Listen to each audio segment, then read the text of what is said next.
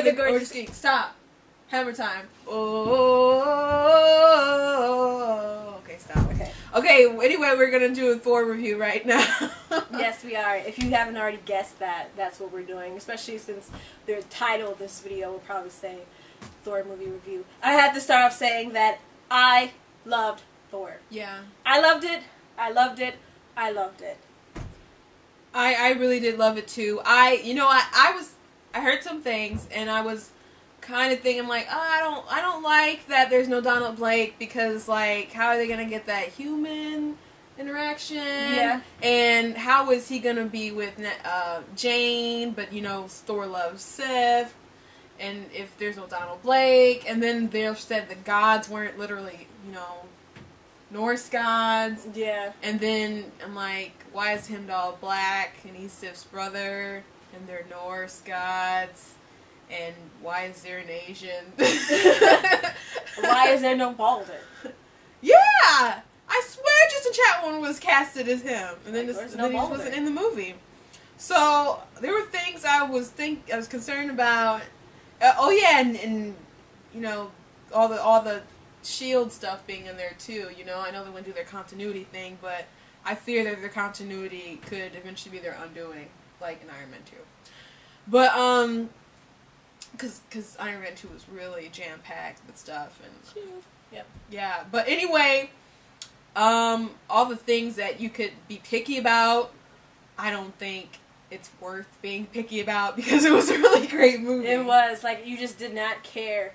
I mean, they were just. I mean, anything that was different, and then also they grabbed so much of the comics and put it there with original Earth 616, and then also the Ultimate as well storyline, and I just absolutely loved it. Kenneth Branagh, oh my gosh! As soon as I heard that he was directing it, I said, Christina, you have nothing to worry about. I said, the Thor's going to be awesome. I said, because if anybody can, tell a really good story, especially with that old English speak or whatever, it's Kenneth. Yeah, but you might love a director, but, with movies like this, you get really hammered by the studio with different things that they might want to happen in their movies. So nice pun. I didn't mean to do it, but it happened. It happened like that.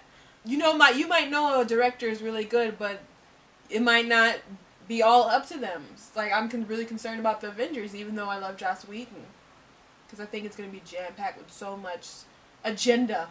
Well, like in the Iron Man 2 movie, the director at one point said he was kind of getting frustrated with Marvel because they were putting so much S.H.I.E.L.D. stuff and wanting him to put so much S.H.I.E.L.D. stuff in there.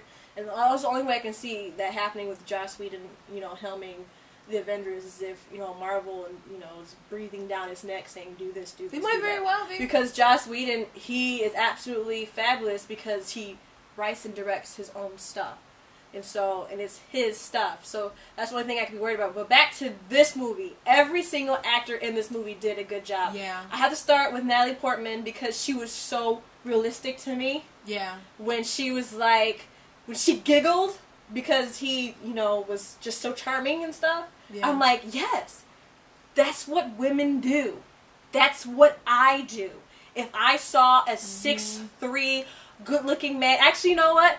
I saw Chris Hemsworth in person, and I did giggle. That's what we do. That's what we do. And I was like, good job. I know people are like, why is she clapping? Because she giggled. Because it's real. It's real. That's what chicks do. That's what we do. Anthony Hopkins was phenomenal. Perfect.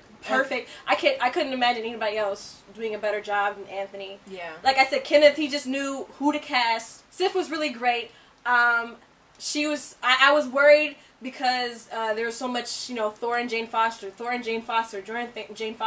I'm just like, but Sif is the love of his life. She really is.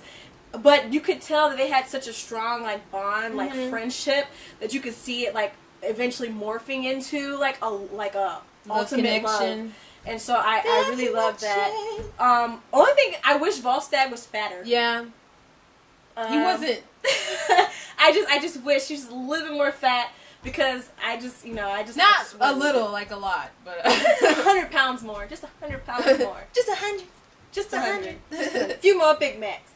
There you go. But all the fighting was great. Every time me and Katrina saw it when it came out at midnight in the IMAX 3D, and I never really seen a movie in IMAX. When the screen first popped up and the lights and stuff were going, I'm like, Katrina, my eyes are having a seizure. Yeah, but it was so much clearer, and you could really appreciate the sets and everything. The fighting is kind of hard to follow when it's in 3D and stuff, though. At least just in some parts. But the action was so great. Every time he did something new with his hammer that you see in a comic book, I'm just thinking, oh, Dad would love that. Dad would love that. Dad would love that. Oh, Dad would love that. Like, I wish he was there with us, because it's like Thor's his favorite character, and I just was thinking, oh, he'd just be like a little kid. Like, he got excited because Clark punched Zod on Smallville. He's like, yeah! Or no, he was like, boom! he was about to jump out of his seat. He was like, boom! And so I'm like, I can only imagine. You say boom really good. Thank you. I can only imagine what he would have been like with us watching that movie. But it was. I was curious how they're gonna do the Rainbow Road. Bridge. I said road. Mario Kart. Well, don't you know, every Saturday the Asgardians get together on their carts and they throw Asgardian turtles at each other, which I would not put it past them. And those like witty three mates. But yes, the Rainbow Bridge. I was like, how are they gonna do that without making it look cheesy and corny? But it was beautiful. Asgard was so gorgeous. Just how it was just visually stunning, absolutely stunning. And you know what? It's really been on my nerves. I've been reading a lot of reviews from different critics and stuff. Like, it's like almost half and half sometimes out there. But the critics that are complaining about things that it should be. Yeah, they're saying Thor being brash and arrogant. That's how he should have been. Exactly, and they're saying, why is Asgard so different from Earth? Why is it so visually stunning and so this and New Mexico is just this deserted place? I'm just like, that's what it looks like. Yeah. I'm just like, what? You're complaining because Asgard looks different from Earth? Hello? And they're like, why is everyone in space speaking English? How many space movies have you seen? Right. English is apparently the universal language. And guess what? In Japan, they're probably speaking Japanese as well. I mean, that's just how it is. It's what people do. I mean, but they're complaining that the flow of the movie is different because it's this way on Asgard and this way on Earth. And they're just stupid. They're complaining about the Old English speak. It wasn't even that much. No, I mean, if you actually sat down and read a Thor comic book and read how Thor talks, I mean, that was like, if you know anything about the Bible, that's the difference between the King James Version and the NIV. I mean, it was completely different, and it was really watered down from what it actually is. But but Kenneth did such a great job of directing them, and the writers did such a great job of writing the movie because you still had that Old English speak. But it was watered down enough that the elements were still there, but everybody could really understand. Oh, and Loki. Oh my! Like, you read a Thor comic book and you're like, why do you people trust him over and over again? He's the god of mischief. Right. But you know what? This was the first time I actually kind of felt a little bad for Loki, and I could understand why they would fall for his crap. Even if he came back, I could understand. Yeah. If they fell for him again. Not saying that I would personally, but I could. It just makes more sense. I felt bad for him. There's a part where Chris Hemsworth looks so sad, and I'm just like, I want to reach to the screen, hug you. Yes. Oh, I'm not gonna say when, but you will know. You will know. Everybody was so good in this movie. They were. Can you imagine just like years ago, people were like, what if Triple H could play Thor? I don't want to think about it, but everyone was absolutely perfect. I could not think of one actor being better for the roles that was casted. Everybody just did a phenomenal job. There is something I have to say, because I tried telling my dad, and he missed it. I tried, and he accused me of not knowing the comic book world, but there was a misinterpretation. So I am going to say this to the fans out there who have not seen the movie. Stephen Strange's Eye of Agamotto is in the movie. For a few seconds, you will see it in the hall that's on Asgard.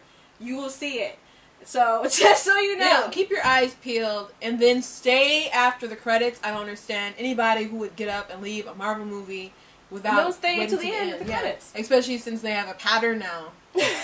Exactly. You have to stay. First sneak peek of Thor was at the end of an Iron Man film. Yes. So, stay towards the end. There will be something else there, which is very important for the Avengers movie. You find out some things that they're going to use, and you get to see a villain that's going to be in the Avengers movie. Yeah. So. Which makes absolutely perfect sense. Just perfect sense. I just can't get over how good this movie is, and I'm probably going to go see it again, and I totally recommend it. If you haven't seen it at all, just, buy some tickets, because you're probably going to see it more than once. Cause that's how good it was. It was really, really great. It was such a good movie. The fighting was just so perfect. It was so even perfect. The humor wasn't overdone. I was worried about at one point thinking, okay, are they about to overdo this humor? No, it didn't get to that point. No, and then also there was a surprise visit from an Avenger. I'll just say Hawkeye. Hawkeye was in the movie. Yeah. For a second, I knew who it was because he grabbed his. They went to like the weapon rack, and then he grabbed. You just saw hands grabbing the bow, and I'm just like, oh, that's Hawkeye. And I was surprised. I didn't know he was going to be in this movie. Yeah. So, because I don't like to look up spoilers before I go see the movie. So. I don't look up movie spoilers. I don't watch trailers. I'll watch the first teaser, and that's it. That is it. But I didn't watch a trailer for this movie because I knew without a doubt that Kenneth would deliver, Chris would deliver, Anthony Hopkins. Hello, why wouldn't you think they wouldn't deliver? Natalie Portman. I knew that. You know what? Not that I've ever seen her in anything that I didn't like her performance in, but when she was in The Other Boleyn Girl, I'm like, I didn't know you could act like that, Natalie. I didn't know. Right. But you hold it down, girl. Right. Exactly. So just go out there and see the movie and judge for yourself. Don't listen to any of those haters that's hating, because all those critics, they say, of course the nerds like it. Yeah, we did. Because we know that's how it's supposed to be. I mean, everything they're complaining about is absolutely ridiculous because they don't know anything. Do your research, darn it. Right, exactly. You some kind of professional. Yeah. Okay. Ooh, wow. You got a diploma. Went to film festivals. Ooh. I've watched a lot of movies. Okay. And you guys are retarded. So we read the comic books now. We got a degree in geek. So don't listen to these people because they do not know what the heck they are. I got the hammer in my hand. Yes, so do not listen to those people because they have no idea what they're talking about. And the things that they're complaining about is the Marvel mythos. Everything they're complaining about is the Marvel mythos. So just don't listen to them. Go see the movie for yourself. And then tell us what you think about it. You know, when you have people who are arrogant and think they're trying to go against the mythos of what people have written that succeeded for years upon years, you get something like The Last Airbender, the movie that nearly destroyed my faith in film. Well, I believe once again, because I actually saw a movie that I really liked. I want to see again. Christina she just lost all faith, all hope in all superhero movies, comic book movies. I didn't like anything I was seeing. It was all like blah. And then after Thor, I'm like, they did this right. But I am weary about Avengers, I'm not gonna lie. Yep, so anyways, check it out for yourself. I'm Katrina. I'm Christina, and we're the Gorgeous Geeks. Hi, I'm Katrina from the Gorgeous Geeks, and I'm here to tell you that we have some swag for you to buy. Like good, great stuff, like this coffee mug. And what does this say, Katrina? It says, yesterday's science fiction is today's science facts. Ooh. Tastes like geeky. You can go out and buy cool t-shirts, like this nice cool white tank top that says Gorgeous Geek on it. You know you want it. And you can dress it up like this, or this, or this, or even like this. I'm getting chilly. Geekiness. Or this. No, you can't see it, but it's still there. So go to thegorgeousgeeks.com and buy some swag.